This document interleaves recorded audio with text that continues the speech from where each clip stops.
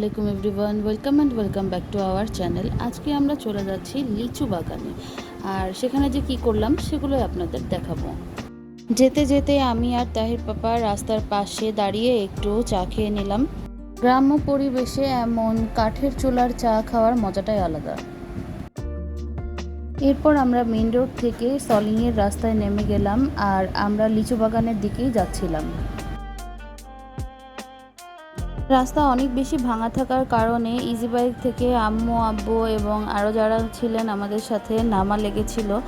আর easy bike আলা তারপর easy বাইকটা ব্রিজটা পার করার পর আমরা আবার উঠেছিল বাইকে। এটি হচ্ছে ভৈরব নদী, আর এদিকের ভৈরব নদী কিন্তু বেশ সচল। বাই দ্য ওয়ে, ইজি বাইকটি আমরা যশোর থেকে রিজার্ভ করে এনেছিলাম। আর ইজি বাইকের ভেতরে আম্মু আব্বু তাহি আর আমার চাচি শাশুড়ি আর চাচি শাশুড়ির পরিচিত আরও দুইজন ছিলেন। চাচিদের ওখানে লিচু বাগান আছে। ক্যামেরার দিকে তাকাও। হাই দাও। আমি সামনে দেখবো না, তোমার এর দিকে তাকাও। এই তো আমরা ঢুকে পড়লাম গ্রামের ভেতরে, আর গ্রামটির নাম হচ্ছে ফতেপুর।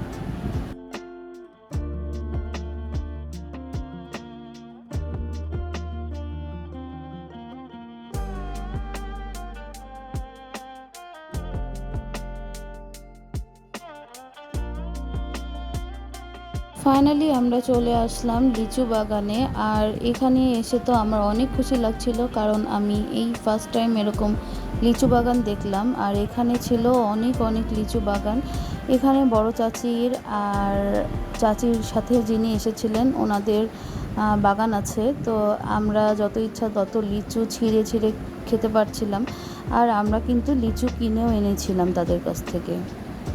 মেইনলি আমরা সেখানে গিয়েছিলাম বাগানটি ঘুরে দেখার জন্য।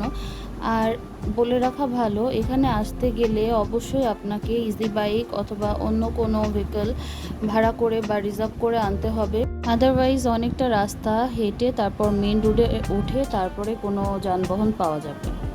এখানে সবার অনেক অনেক গাছ, অনেক জমি, আর সব গাছগুলো একদম লিচুতে ভরা ছিল। আর এনারা এখান থেকে পাইকারি সেল করে। আব্বু তাহি বাবুর ছবি তুলে দিচ্ছিল, আর তাহি অনেক বেশি হ্যাপি ছিল এতগুলো লিচু দেখে। আর সে বলছিল আমি লিচু খাবো, আমি লিচু খাবো। সে কিন্তু নিজেই ছিঁড়ে ছিঁড়ে লিচু খেয়েছে। আর এখানে কুল বাগানও ছিল, তারপর পেয়ারা বাগান ছিল, আমের বাগান ছিল। তো আমের এখন যেহেতু সিজন না, সো আম আমরা দেখতে পারিনি।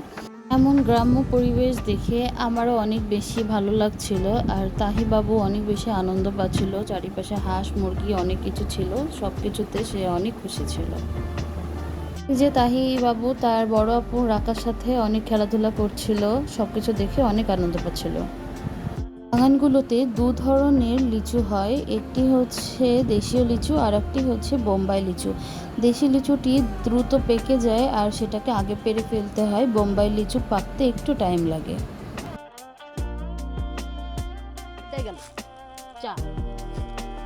জি, আপনারা ঠিকই বুঝেছেন, চেয়ারটি টাচ করে ভেঙে গিয়েছিল। তাহির পাপা চাচির গাছ থেকে চেয়ারে উঠে লিচু পাড়ছিল, আর হঠাৎ করেই চেয়ারটি ভেঙে গেল। যাই হোক, তো আমরা লিচু কিনতে চলে আসলাম। আর এই যে দেখুন, ওরা এখানে লিচুগুলো অর্গানাইজ করে 150 এরকম করে করে ভাগ করে রাখে, আর সেইখান থেকে পাইকারি সেল করে। তো এখানে আব্বু চুজ করে করে দিচ্ছিল কোনটা নিবে, আর সেগুলো আমাদের দিয়েছিল। তাই গরু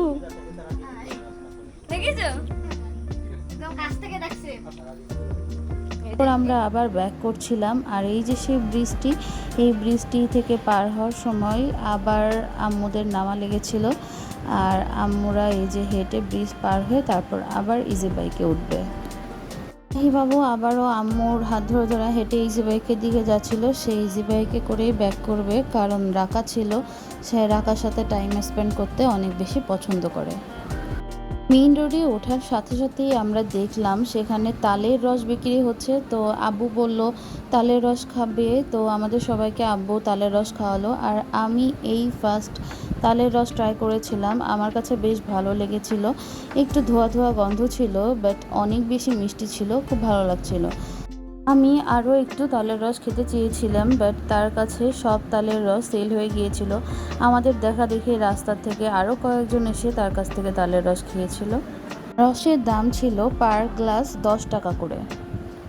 যাই হোক, আমরা রওনা দিয়ে দিলাম বাসার উদ্দেশ্যে। সন্ধ্যা হয়ে যাচ্ছিল আর আমি আর তাহির পাপা বাইকে যাচ্ছিলাম। খুবই সুন্দর ছিল আমাদের লিচু বাগান ভ্রমণ। তো আজকের ভিডিও এই পর্যন্তই। সবাই ভালো থাকবেন, সুস্থ থাকবেন। আল্লাহ হাফিজ। Please do like and subscribe our channel and press the bell button.